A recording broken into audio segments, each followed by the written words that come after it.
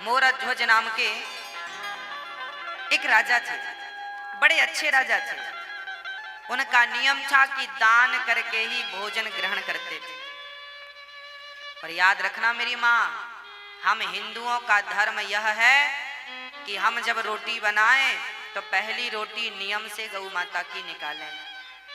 हम हिंदुओं का कर्तव्य है कि हम आखिरी रोटी कुत्ते को निकालें।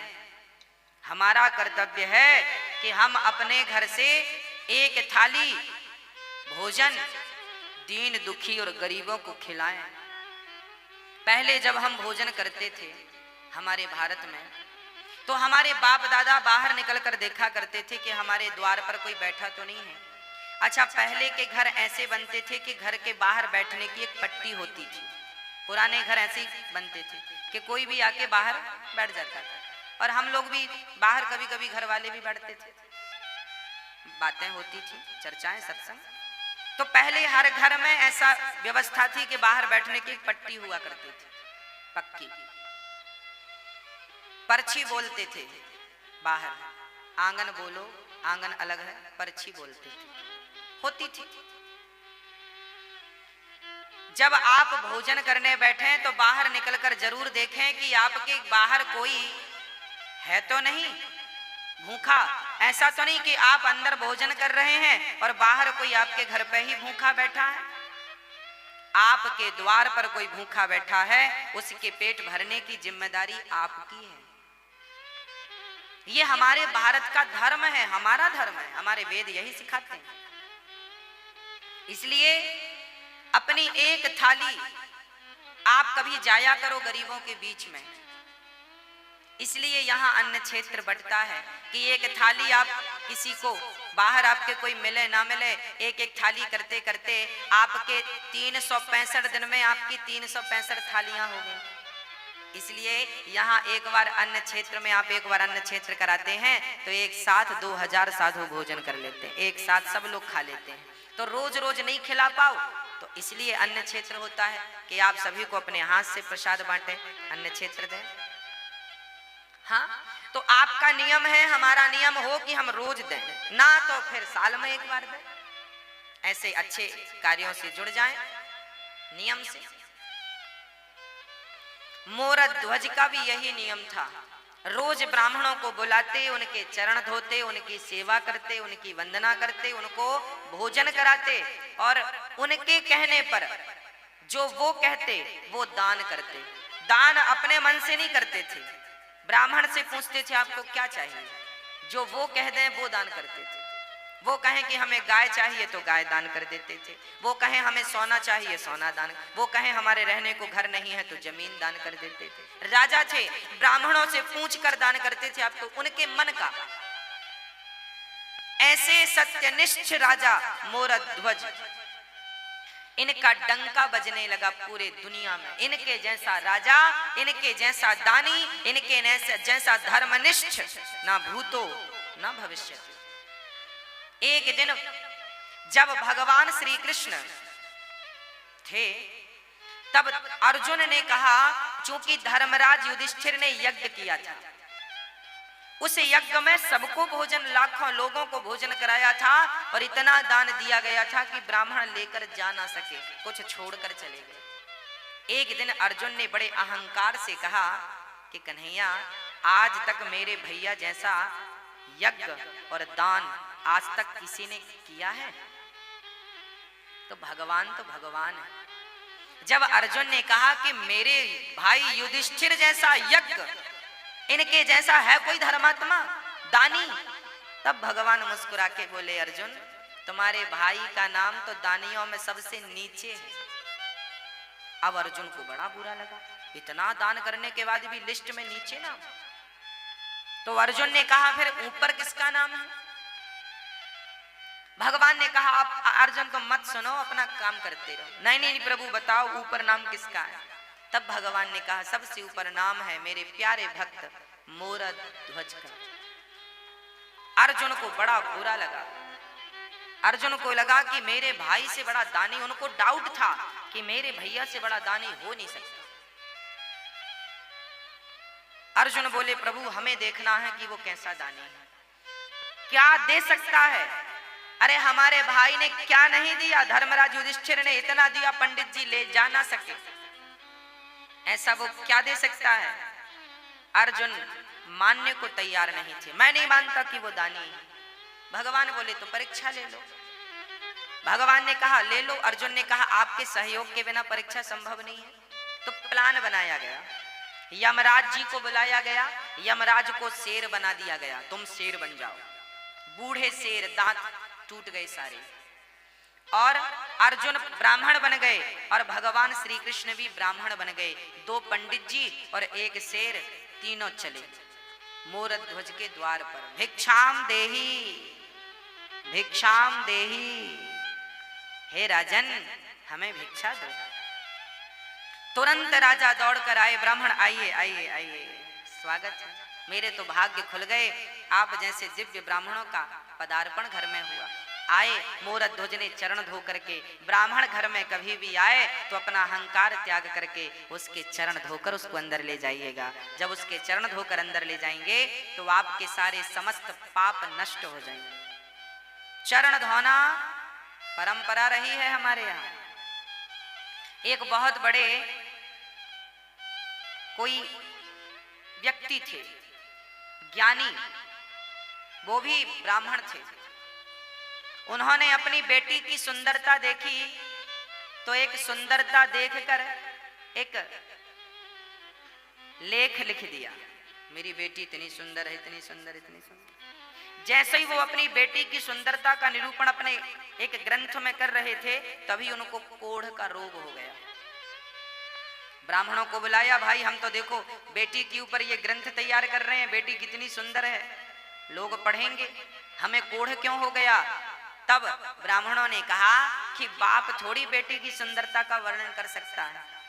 अरे सुंदरता का वर्णन तो पति कर सकता है पत्नी की, मेरी पत्नी ऐसी सुंदर है।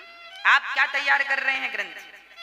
आपको उसी पाप से रोग हो गया है, अब ठीक कैसे होगा? बोले सारे ब्राह्मणों को बिठाओ, इनके चरण धो और इनके चरण के धोए हुए जल से स्नान कर लो, अपने आप आपका रोग ठीक हो जाएगा। जब ब्राह्मणों के चरणों के धोने से स्नान किया तब उनका रोग ठीक हो गया।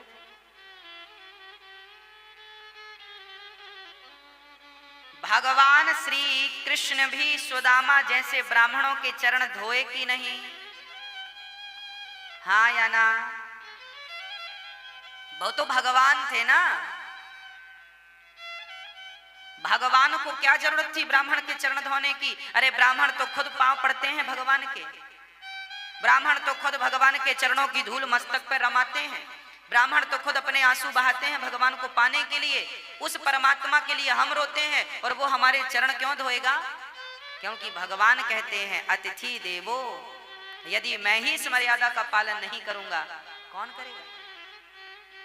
इसलिए भगवान ने ब्राह्मण सुदामा के चरण खुद धोए हैं और फिर उन्हें भोजन कराया है। आपके घर कभी ब्राह्मणों को बुलाना भोजन पर तो सबसे पहले उनके चरण धोना और चरण धोकर ही उन्हें भोजन पर बिठाना, भोजन कराना।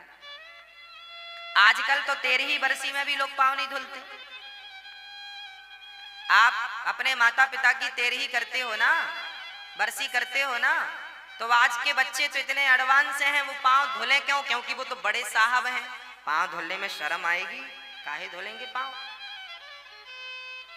अरे भैया, ब्राह्मणों के चरण को जब आप धुलते हैं तो ब्राह्मणों के चरणों को धुलने में जितना पानी खर्च होता है वही पानी तुम्हारे पूर्वजों को पानी प्राप्त होता है पीने के लिए रास्ते में। मैं मरूंगा तो मैं भी वही पानी पीऊंगा जो मैंने ब्राह्मणों के चरणों को धो करके बहाया है, वही पानी मुझे पीने को मिलेगा। आप भी मरेंगे तो आप भी प्यासे मर जाएंगे यदि कभी ब्राह्मणों के चरण नहीं धोए तो। जीवन में जलदान करना चाहिए, जो जलदान करते हैं वो पानी मिलता है आपको। और यदि जलदान नहीं कर पाए तो फिर चरण धो ब्राह्मणों के।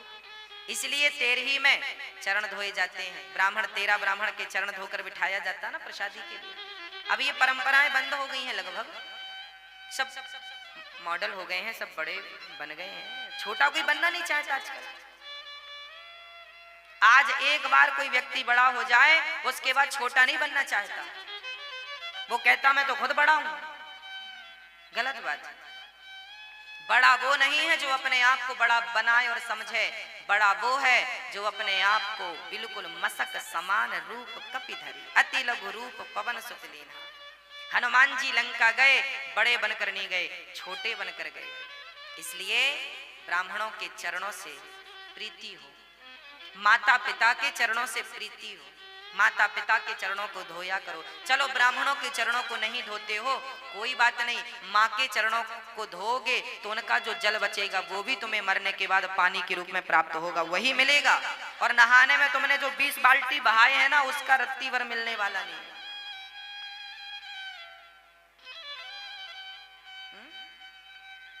गौ माता को जो पानी पिलाया है वो पानी भी आपको प्राप्त होगा। जरूरतमंदों को जल का दान दिया है वो भी जल आपको प्राप्त, जो दिया है वो मिलेगा, सीधी बात। गाली दी है तो गाली मिलेगी और राम राम दिया है तो राम राम मिलेगा। बस ये समझो कि कांटा चुभोया है तो तुम्हें भी कोई पीछे से चुभोएगा, और तुमने एक चुभोया वो 2 चुभोए, ब्याज भी मिलता है। और आपने किसी के रास्ते में पुष्प बिछाए हैं तो आपने गुलाब के बिछाए हैं तो फिर आपको कमल के पुष्प कोई बिछा के देगा, क्योंकि ब्याज अच्छे का अच्छा बुरे का बुरा, जैसी करनी। अब भगवान श्री कृष्ण आए हैं और उनको मोर ध्वज ने बिठाया है, चरण धोए हैं और चरण धो करके भोजन। ब्राह्मणों ने कहा राजन हम भोजन बाद में करेंगे, पहले हमारा शेर बाहर खड़ा है उसे आप कुछ भोजन की व्यवस्था कीजिए।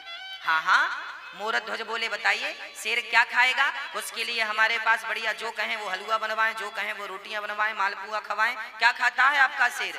ब्राह्मण कहते हैं राजन हमारा शेर तो देखो सभी शेरों की तरह वो मांसाहार करता है, मांस खाता। अच्छा, मोर ध्वज बोले कोई बात नहीं हम मांस की व्यवस्था कर रहे हैं।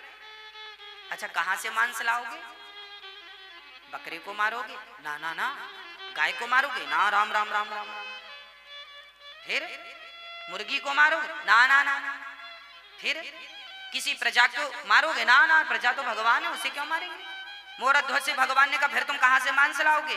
मोर ध्वज बोले हमारे पास भी तो मांस है, हम अपना काट के देंगे आपके सिर को, अपनी जांघ का मांस दे देंगे, हमारा पेट बड़ा है पेट का मांस दे देंगे, आपके सिर का पेट भर जाएगा। देखो एक राजा, वो राजा क्या उसके राज्य में बकरा बकरी नहीं थे, कह देता बकरे को ले लो बकरा देता हूं मैं, ना, जीव हत्या पाप है, अहिंसा ही परमो धर्म, हम किसी की हत्या नहीं करेंगे, अपना मांस काट के देंगे। शिवी ने भी अपना मांस काट के एक कबूतर के लिए दिया था। मोर ध्वज बोले अपना, ब्राह्मण बोले सुनो आपका मांस हमारा सिर खाएगा ही नहीं। क्यों? बोले आप बूढ़े हैं ना, आपका मांस कठोर हो गया है और हमारा शेर जो है उसके दांत गिर गए हैं, बुढ़ा हो गया है, कोमल कोमल मांस खाता है, फिर किसका मांस। ब्राह्मणों ने कहा पहले संकल्प लो, दान लेने के पहले संकल्प ले लिया, जो मांगेंगे दोगे। मोर ध्वज ने कहा दिया। तो सुनो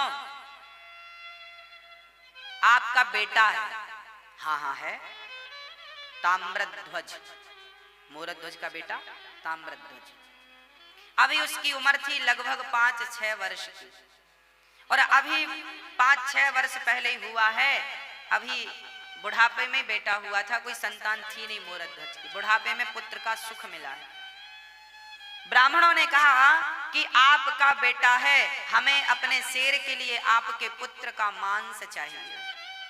बच्चे का मांस बड़ा कोमल होता है, वो बड़ी आसानी से खा लेगा, आप जल्दी से अपने बेटे को लाइए और उसे खड़ा करिए। और सुनो हमारे शेर के दांत गिर गए हैं तो मांस फाड़ नहीं सकता, इसलिए आप दोनों पति पत्नी अपने बच्चे को बीच से आरे से चीर करके फाड़िए और फाड़ करके मेरे शेर को डालिए। अब तो राजा दंग रह गए, राजा कुछ समझ ना पाए। एक पिता एक माँ अपने बेटे को आरे, चलो बेटे का दान तो बहुत लोगों ने किया है, पर बेटे को आरे से चीरना, और उस बेटे को जो एक ही बेटा हो, बड़ा लाड़ प्यार का बेटा हो। अब तो राजा का दिल जोर जोर से धड़कने लगा। समस्या ये नहीं थी कि बेटे को वारे से चीरना है। समस्या तो राजा के सामने यह थी कि बेटे को जबरदस्ती यदि फाड़ेंगे तो बाल हत्या का पाप लगेगा, किसी को जबरदस्ती मारेंगे तो पाप नहीं लगेगा। तभी देखो हमारे यहाँ धर्म कैसा है। वो नन्हा सा बालक जो मोर ताम्रध्वज था वो दौड़ कर आया और पिता से कहने लगा, पिताजी इतना क्या सोचते हैं, आप यही सोच रहे हैं ना कि मैं तैयार हूं अपना मांस देने को या नहीं। राजा बोले, हाँ बेटा मैं यही सोच, मेरा धर्म संकट यह था कि मैं आपको जबरदस्ती पकड़कर काट दूं, पाप लगेगा। तब ताम्रध्वज ने कहा, वाह पिताजी, अरे पुत्र का जन्म ही इसलिए होता है कि वो पिता के धर्म की रक्षा करे। जिस पुत्र ने अपने पिता के धर्म की रक्षा नहीं की उस पुत्र का पुत्र होना व्यर्थ है, क्योंकि आपने अपने पिता के धर्म की रक्षा नहीं की। उस बेटे ने कहा, पिताजी आज आपका धर्म ना चला जाए इसलिए अपने धर्म को बचाइए। बेटा चला गया तो कल दूसरा बेटा आ जाएगा, पर धर्म चला गया तो दोबारा धर्म लौट कर नहीं आएगा, इसलिए धर्मो रक्षति रक्षित, धर्म की रक्षा करो। ताम्रध्वज खड़ा हुआ, राजा ने आरा लकड़ी चीरने का आरा पकड़ा, पर रानी मां उसे तैयार करना बड़ा कठिन है। जब राजा ने कहा कि हमने ब्राह्मणों को वचन दिया है कि अपने पुत्र का मांस शेर को खिलाएंगे, पत्नी से कहा, क्या तुम इस धर्म में मेरा सपोर्ट करोगी? अच्छा वो भी कह देती कि मेरा बेटा है, आपकी बस थोड़ी है। वो कहती मेरा भी अधिकार है, मैं नहीं मरने दूंगी इसे, तो भी धर्म का। फिर भी राजा अपने वचन को पूरा नहीं कर सकते थे। पर देखिएगा तब का पति, तब की पत्नी और तब के पुत्र कैसे हुआ करते थे। पत्नी ने कहा, स्वामी जी आप अपने धर्म की रक्षा कीजिए, मेरे तो ऐसे 100 बेटे आपके धर्म के लिए बलिदान हैं, कुर्बान हैं। आपके धर्म के लिए यदि मैं मेरे पुत्र का, मेरे ममत्व का बलिदान देना पड़े तो मैं अपने ममत्व का बलिदान दे दूंगी। खड़ा कर दिया बेटे को, बेटे की मर्जी से, और आरा रखा गया, आरा चीर करके। अब आरा सिर पे रखा और जैसे ही आरा चलाने लगे उस नन्हे से बच्चे ने कहा, पिताजी एक पल के लिए रुक जाइए, माँ रुक जाइए। अंदर से गया और रुई लेकर के, रुई कान में लगा दी माँ के पिता के कान में। माँ ने कहा, बेटा ये कान में तुमने रुई क्यों लगा दी? पिता ने कहा, बेटा ये मेरे कान में रुई क्यों लगाई? तब उस नन्हे से ताम्रध्वज ने कहा, पिताजी माँ जी जब आप आरा चलाओगी ना तो हो सकता है मैं दर्द के मारे चीखूं, हो सकता है मैं चिल्लाऊं, पर माँ मैं कितना भी चीखूं, मैं कितना भी चिल्लाऊं, मैं चाहता हूं कि मेरी चीख आपके कान तक ना जाए, इसलिए मैंने रुई लगा दी, क्योंकि कान तक मेरी चीख चली गई तो आप आरा चलाना रोक दोगे, और आरा चलाना रुक गया तो आपका धर्म ही संकट में पड़ जाएगा, और मैं नहीं चाहता कि मेरी कोई चीख आपके धर्म पर कोई बाधा बने। रुकना नहीं चाहिए आरा। बस खड़े हो गए ताम्रध्वज, आप कानों में रुई लगाई, और वो माता पिता अपने धर्म की रक्षा के लिए अपने पुत्र को ही बीच से चीर दिया। देखते देखते खून की पिचकारियां निकलने लगी, कभी वो माँ के मुंह को भिगाए तो कभी पिता के मुंह को भिगाए, और वो पिचकारियां निकलती जा रही हैं और आरा चलता जा रहा है। ये भारत की सत्य घटनाएं हैं, ऐसा हुआ है, ऐसा भारत था हमारा। दर्शन करो इस भारत का, ऐसा भारत कि धर्म के लिए पुत्र तैयार हो गया, और धर्म के लिए माँ बाप ने बच्चे को आरे से, चूंकि वचन दे दिया था कि मैं आपको, आपके शेर को मांस दूंगा, 2 भागों में काट दिया। अब रानी रोने लगी, अब बच्चे को जब देखा तो रोने लगी। ब्राह्मणों ने कहा, खबरदार यदि आप रोए तो हमारा शेर मांस खाएगा नहीं, चला जाएगा भूखा, आपको रोना नहीं है। अब देखो माँ ने बेटे को आरे से चीरा है, बेटा मर गया है, पर शर्त यह है कि इसके मरने पर रोना नहीं। अरे रोकर ही अपना दुख कम कर लेती वो माँ, पर रोने में भी पाबंदी लगा दी। ब्राह्मणों ने कहा इसका दायां भाग उठाकर मेरे शेर को डाल दो और बायां भाग ले जाकर फेंक दो। तब उस मां की आंखों से एक आंख से आंसू निकल गए। ब्राह्मणों ने कहा मां रोई क्यों? तब कहा उस मां ने मेरे पुत्र का एक अंग तो आपके काम आ सका पर दूसरा अंग आपके काम ना आ सका, इसलिए आंखों से आंसू निकल आए। शेर ने उस मांस को खा लिया और अब ब्राह्मण बड़े प्रसन्न हुए। ब्राह्मणों ने कहा राजन अब हमें भी भूख लग रही है, अब हमें भोजन परोसो। राजा रानी ने थाल लगाई और ब्राह्मणों को परोसा और ब्राह्मण जैसे ही रोटी तोड़कर अपने मुंह तक ले गए वापस रख दिया। ब्राह्मणों ने कहा राजन हम आपके घर भोजन नहीं करेंगे। क्यों नहीं करेंगे? क्योंकि आप हत्यारे हैं। कौन सी हत्या? आपने अभी अभी अपने बच्चे को मारा और हत्यारों के घर हम भोजन नहीं करते। ये कहकर ब्राह्मण जाने लगे। तब मोर ध्वज चरणों में गिर पड़ा, महाराज मेरे घर से अतिथि भूखा चला जाएगा तो मेरे जीवन भर की भक्ति, जीवन भर का पुण्य आज बेकार हो जाएगा। ब्राह्मण देवता मेरे घर से आप भूखे ना जाइए, आप भूखे ना जाइए।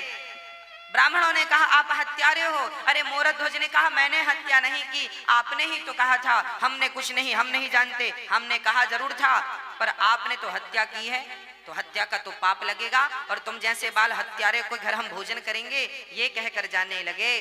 तब मोरध्वज ने विचार किया बात तो सही है, मैंने अपने धर्म की रक्षा के लिए अपने माथे पर पुत्र की मृत्यु का कलंक ले लिया। लोग क्या कहेंगे, कैसा राजा है, अपने धर्म के लिए अपने पुत्र को मार डाला। ये कहकर राजा रोने लगे, हे विधाता कैसी कठिन परीक्षा ले रहे हो, ये हत्या का पाप मेरे माथे पे लगेगा तो मैं कैसे जीवित रहूंगा। ये कहकर कि राजा मूर्छित हुए और जब होश आया तो उन राजा ने कहा हे विधाता, हे ईश्वर, यदि मैंने आज तक सपने में किसी का दिल ना दुखाया हो और मेरे घर से कोई अतिथि आज तक संतुष्ट होके ना गया हो, मैंने सदा संतुष्ट करके भेजा है सबको, आज तक यदि मेरी सेवा पूजा से आप प्रसन्न हैं तो हे नाथ मुझे से धर्म संकट से उबारिए। और कहते कहते मोरध्वज ने कहा बेटा ताम्रध्वज, एक बार तूने मर करके अपने पिता के धर्म को बचाया है, पुत्र एक बार जीवित होकर अपने पिता के धर्म को बचा ले। यदि आज तू जीवित नहीं हुआ तो तेरे पिता का धर्म चला जाएगा, तेरी मृत्यु व्यर्थ हो जाएगी। ये कहकर मोरध्वज नीचे गिरे। तभी अंदर से आवाज आ गई, पिताजी मैं मरकर भी आपके धर्म की रक्षा करूंगा और जिंदा होकर भी आपके धर्म की रक्षा करूंगा। अंदर से दौड़ता हुआ उनका बेटा आया और पिता ने हृदय से लगा लिया और पलट कर देखा तो ना वहां कोई शेर था ना कोई ब्राह्मण थे, वहां तो स्वयं भगवान श्री कृष्ण शंख चक्र गदा पद्म लेकर के खड़े थे, चतुर्भुज रूप में खड़े थे। अर्जुन की आंखों में आंसू गिर रहे थे, झरझर आंसू निरंतर गिर रहे। मोरध्वज बोली प्रभु आप? हाँ। मोरध्वज रोने लगे, वाह प्रभु, क्या आपको भी मुझ पर भरोसा नहीं था जो आप मेरी परीक्षा लेने चले आए? अरे कम से कम आपको तो भरोसा होना चाहिए था। भगवान रोने लगे, मोरध्वज यदि मैं सबसे कहता कि तू सबसे बड़ा दानी है तो कौन मानता, पर आज तूने साबित करके सिद्ध करके दिखा दिया कि इस धरा पर, इस सृष्टि पर आपके जैसा दानी ना भूतो ना भविष्यति ना हुआ था, ना हुआ है, ना कभी होगा। अब तो हृदय से लगा लिया भगवान ने। और अर्जुन तो बड़े शर्मिंदा हो गए जो अपने भाई युधिष्ठिर को दानी कह रहे थे। आज इन्हें पता लगा कि ये दानी नहीं, मोरध्वज दानी। हाँ, मोरध्वज जैसा कोई दानी नहीं, सबसे बड़े दानी मोरध्वज। इसलिए धर्मो रक्षति रक्षिता।